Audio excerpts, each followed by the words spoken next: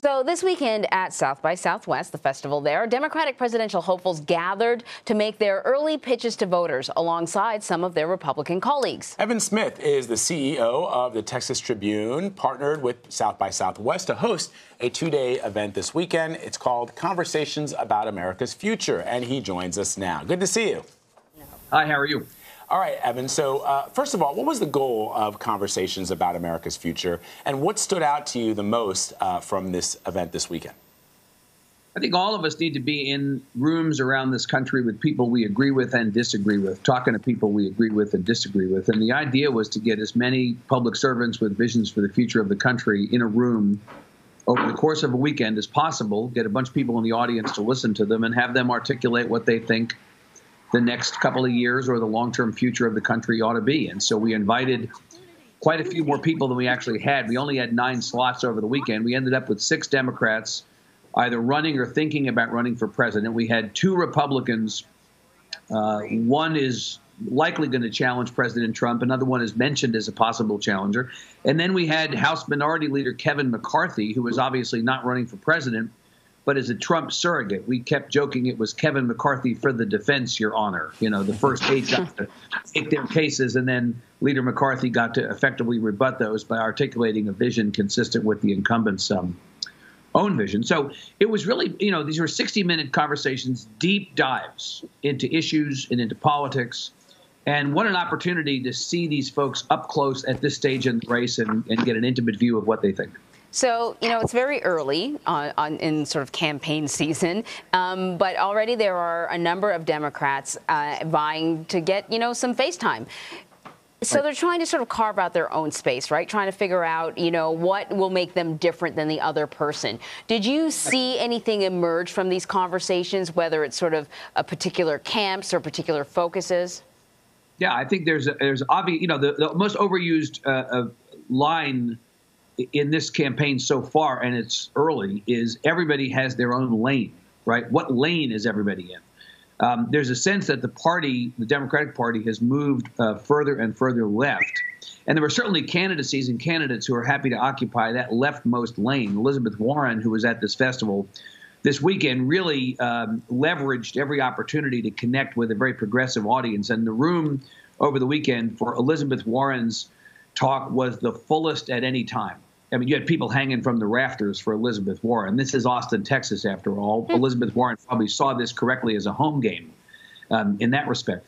But, you know, at the same, you had Senator Amy Klobuchar from Minnesota, former Governor John Hickenlooper from Colorado, who really occupied a more moderate lane, I would say, progressive on some issues, but more temperamentally moderate, if not substantively moderate.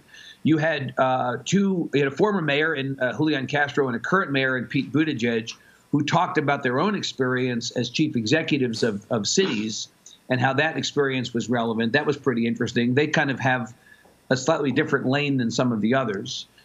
Governor Jay Inslee, who is running a campaign that is almost entirely on the basis of climate change, leveraged that one issue, played that note to a fare thee well, I thought pretty effectively in conversation.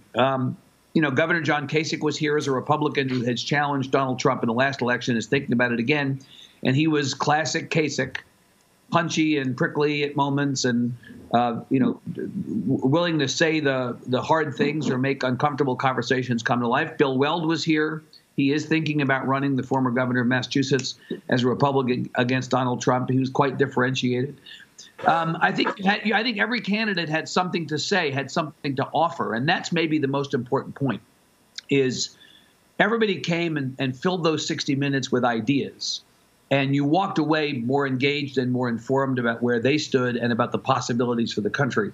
And honestly, at this stage of a presidential campaign, we're really in pregame at this point. And they got to really play ball before a good audience. It was very interesting. You know, Evan, I saw some Twitter traffic, social media traffic about the event, and a lot of people mentioned specifically Pete Buttigieg. He's appeared here on our air as basically having hit a home run, that a lot of the things that he talked about were really interesting. I'm fascinated by John Kasich because I'm trying to understand a Republican who is seeking to challenge President Trump in 2020. What are they offering the American people? Because I think there was some hope maybe in late 2017 up to 2018 that if you were a rock-solid conservative, fiscal conservative, that you could carve out a lane. But it appears now that the Republican Party has become the party of Trump. And either you're on that Trump train, or if you're not on it, then you don't have a good chance of surviving a re-election or even getting elected if you're not 100% behind the president because of the enormous power that he wields with his base and with, frankly, members of Congress like Kevin McCarthy. So what is Kasich offering? Kasich is offering, I think, a difference. It's not so much about ideology as it is about disposition. I think the Kasich approach to this might be, if it were a slogan, make America normal again. I think what Kasich is offering in his articulation of ideas is conservative policy. I mean, a certain amount of compassion that's reminiscent of the George W. Bush compassionate conservatism pitch. But really, it's about agreeing with people or disagreeing with people in normal parameters. I think where you see the Republicans coming at the president, at least in the persons of Kasich and Weld this weekend, is so we've gotten off our moorings, and we have to get back on our moorings. You know, we're going to agree or disagree on various issues, but let's do it in a way that is within normal parameters. I think that's maybe the thing I would say. It's more about disposition and affect than it is about substance or ideology.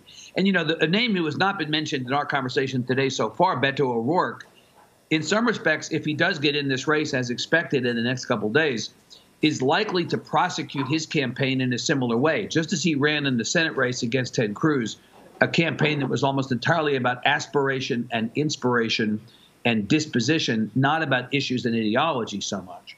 I think that on the Republican side, you may see, if there's a serious challenge to the president, the same thing.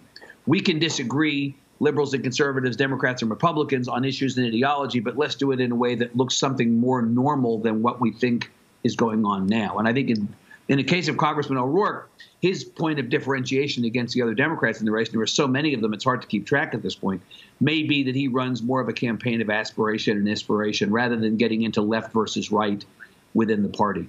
Which is something that, you know, President Obama, candidate Obama, mined so well when he was running. But going back to our discussion about John Kasich, so here's the thing that I'm trying to understand. If Governor Kasich is, because a lot of people have said, look, Donald Trump has upended the norms of the presidency. But for a lot of folks, that is his secret sauce. If John Kasich would have put into place that tax plan, if John Kasich would have put up those justices and those judges for all the nominations that President Trump has done, if John Kasich would have worked with the Republican Congress to pass the tax reform and to repeal the Affordable Care Act, well, they don't. The people who support President Trump don't want that. They want a guy who does all those things, which are conservative, and that could have been done by President Rubio or President Cruz, and the secret sauce of Donald Trump, which is, you know, his whatever word you want to use. Some people call it charisma. Some people call it other things. Yeah. No, I don't disagree with you. I mean, I think that the country had an opportunity to choose between Donald Trump and John Kasich once before, and they chose Donald Trump. I mean, I don't know that the country is any more prepared to jettison Donald Trump for John Kasich this time than they were last time. But, of course, having lived in the Trump era for these number of years, Republicans have to make a decision about whether this is their best shot to keep the White House for the next 4. I make no assumptions from the vantage point of Texas, a very conservative state, that Donald Trump does not get reelected. I just think the Democrats are in the conversation, and it's going to depend upon who they put up. You know, we joke here in Texas that if the Democrats nominated J.J. Watt and Jose Altuve, 2 very successful and popular athletes in Texas, that they still could not be truly competitive. Honestly, the game in Texas, at least, will be to get the margin at the presidential level to be as close as possible, so that even if the Democrats don't win the state at the presidential level, there are reverberations down ballot. By the way, that's what happened in this last election, where Beto O'Rourke lost the Senate race by 2.6 points, the closest margin in a U.S. Senate race in 40 years. But Democrats made gains all the way up and down the ballot. Part of what the Democrats are going to try to do in the next presidential race is get many more states to be at least more competitive than they've been, so that they can pick up seats in legislatures and other seats in Congress, even if they can't win the presidency. So, you know, from the Kasich perspective, I think you have to question whether running against an incumbent president of your party is the juice worth the squeeze on that. Are you likely to be able to do well enough? I think they're probably counting on other events between now and then making more of an opportunity come to life. But, you know, again, from the Democratic perspective, it's an open field, and we're very lucky to have gotten the opportunity to see these guys up close. I'll tell you that. Indeed. Before Vice President Joe Biden perhaps throws his hat into the ring, which shakes up everything. Evan Smith, thank you so much. Thank you.